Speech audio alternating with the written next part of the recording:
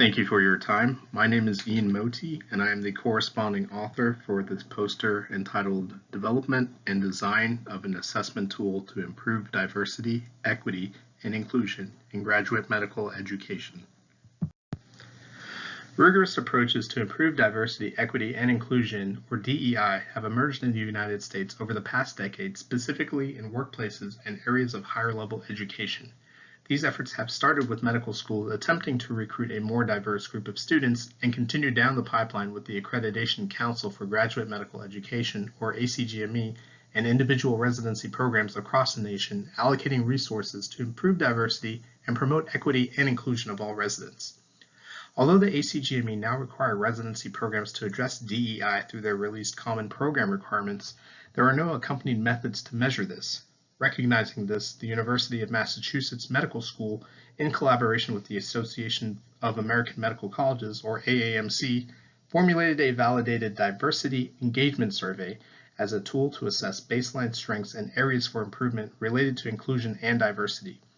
However, there are unique characteristics and challenges of residency training that need to be taken into account when it comes to assessing DEI within a residency program.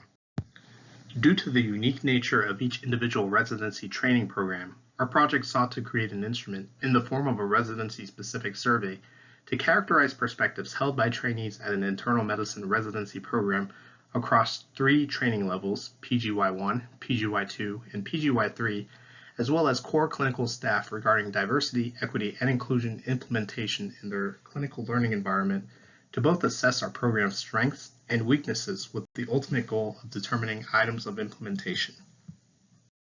In terms of our methods, we started by utilizing the same 8 domains created by the AAMC as they have been validated and identified as core values within DEI. Within those 8 domains, we designed 27 questions aimed to capture the intrinsic relationship between the internal medicine residency program and the individual's perspectives about DEI.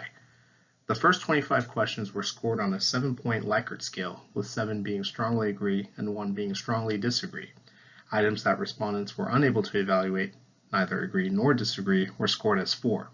There were 2 open-ended free text response questions, allowing for participants to provide free responses relevant to DEI. The first question asked participants to identify the strengths of the residency program, and the second question asked the participant to identify areas of improvement within the residency program. These questions were then placed on an online survey distribution service, which allowed for responses to be anonymous. The study took place during protected academic time allocated by the residency program after all program faculty were dismissed from the room. First, lead investigators held a didactic session introducing the concept of DEI to participants. Study participants were then invited to complete the survey electronically. The survey participants consisted of our residents from all years of training, PGY1, PGY2, and PGY3. The DEI survey requested PGY level and gender preference, which also included an option of no preference. Item response across PGY status and sex was assessed using chi-square with 2-sided p-value Bonferroni corrected respectively at 0.017 and 0.05. Internal validity of survey item response within each construct was assessed using Cronbach alpha. Internal validity defines extent to which survey items measure same construct, that is, interrelatedness of items within the construct. Positive sentiment was quantified using aggregated strongly agree, agree, or somewhat agree responses.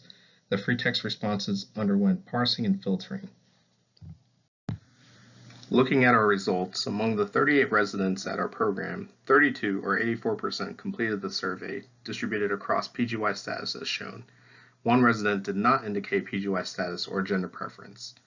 The item response analysis, as displayed in Table 1, revealed positive sentiment, internal validity, and average construct validity, respectively within DEI constructs as stated.